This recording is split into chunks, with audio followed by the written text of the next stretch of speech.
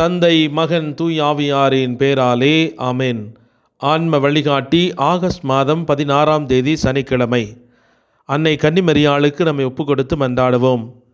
புனித மரியாயே, யாரையும் கைவிடாதவளும் புறக்கணியாதவளுமான மோட்ச ராக்கினியே, எங்கள் ஆண்டவராகிய இயேசு கிறிஸ்துவின் தாயே, பூலோகத்துக்கு ஆண்டவளே, உம்முடைய கருணை கண்ணால் என்னை நோக்கி என்னுடைய பாவங்களுக்கெல்லாம் உம்முடைய திருக்குமாரனிடமிருந்து மன்னிப்பை அடைந்து தந்தருளும். உம்முடைய மாசற்ற உற்பவத்தை இப்போது மிகுந்த பக்தியுடன் கொண்டாடுகிறபடியால் கன்னிகையான நீர் பெற்றவருமாய் ஏக திருத்துவத்தோடு ஒன்றித்து விண்ணக ராட்சியத்தில் இணைந்திருக்கின்ற இயேசு கிறிஸ்துநாதருடைய தயவால் நித்திய பாக்கியமாகிய பூரண வாழ்வை இனி நாங்கள் அடைவோமாக. ஆமென். இன்றைய நற்செய்தி மத்தேயு நற்செய்தி 19ஆம் அதிகாரம் 14 முதல் 15 முடிய உள்ள இறை வார்த்தைகள். இயேசு, சிறு பிள்ளைகளை என்னிடம் வரவிடுங்கள், அவர்களை தடுக்காதீர்கள், ஏனெனில் விண்ணரசு இத்தகையோருக்கே உரியது என்றார். அவர்களை தொட்டு ஆசி வழங்கிய பின்பு அவர் அவ்விடத்தை விட்டு சென்றார். இது கிறிஸ்து வழங்கும் வாழ்வு தரும் நற்செய்தி. கிறிஸ்துவே உமக்கு புகழ். சிந்தனை: அரசியல்வாதிகளால் உருவாக்கப்பட்ட உலகம் முற்றிலும் எதிர்மாறானது. நம்மை எப்போதும் ஒருவருக்கொருவர் சண்டையிட வைக்கிறது. நாம் முதிர்ச்சி அடைந்து வருகிறோம் என்று நினைத்து வயதாகிக் கொண்டே செல்கிறோம். ஆனால் இந்த முதிர்ச்சி மிகவும் நச்சுத்தன்மை வாய்ந்தது.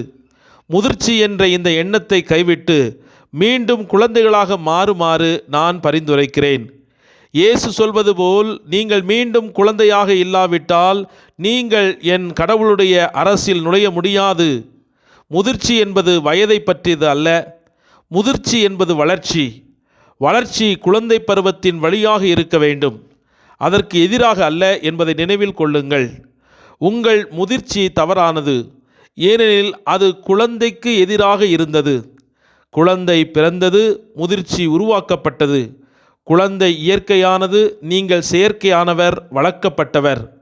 வளர்ச்சி சாத்தியமான மூலத்தை மீண்டும் பெற நீங்கள் குழந்தையிடம் திரும்பி செல்ல வேண்டும். முன்னாள் திருத்தந்தை பெனடிக்ட். மரியாளிடமிருந்து நாம் எல்லாவற்றிலும் கடவுளின் விருப்பத்திற்கு சரணடைய கற்றுக்கொள்கிறோம். எல்லா நம்பிக்கையும் போய்விட்டதாக தோன்றினாலும் மரியாளிடமிருந்து நாம் நம்ப கற்றுக்கொள்கிறோம். மரியாளிடமிருந்து நாம் அவருடைய மகனும் கடவுளின் மகனுமான கிறிஸ்துவை நேசிக்க கற்றுக்கொள்கிறோம். புனித 2ஆம் ஜான்பால். நரகத்தின் சக்திகள் மரியாளின் பெயருக்கும் பாதுகாப்பிற்கும் அஞ்சுவது போல மனிதர்கள் ஒரு சக்தி வாய்ந்த விரோத படையை கண்டு அஞ்சுவதில்லை என்று புனித பெனவென்சூர் தன்னுடைய எழுத்துக்களில் கூறுவார். ஆகவே இன்று குழந்தை உள்ளம் கொண்டவர்களாக அன்னை மரியாளின் பாதுகாப்பில் நம்மை ஒப்படைத்து இறையருளை பெற இன்று இணைந்து ஜெபிப்போமாக. இரக்கத்தோடு எங்களை அன்பு செய்து வரும் எங்கள் தாயும் தந்தையுமான இறைவா, உம்மை நன்றியோடு போற்றி துதித்து ஆராதித்து மகிழ்கிறோம். உமது மேலான அருளுக்காக உமக்கு நன்றி சொல்கிறோம். உம்முடைய பிள்ளைகள் நாங்கள் அறியாமல் மனித பலவீனங்களால் பாவத்தில் வீழ்ந்து நீர் எங்களுக்கு கொடுத்த அனைத்து ஆசீர்வாதங்களையும் இழந்து அனாதைகளாக தெருவில் நின்றபோதே எங்களுக்கு உமது அன்பின் ஆழம் தெரிகிறது. உமது ஆசீர்வாதத்தின் மேன்மை புரிகிறது. தந்தையோடு இருக்கும் வரை அந்த ஊதாரி மைந்தனுக்கு தெரியவில்லை தந்தையினுடைய அருமை. எப்போது அவன் ஒன்றுமில்லாமல் பசியோடும் பட்டினியோடும் அவமானத்தின் மத்தியிலே பண்டிகளோடு பண்டிகளாக கிடக்கும்போதுதான் அவனுடைய அறிவு தெளிந்தது.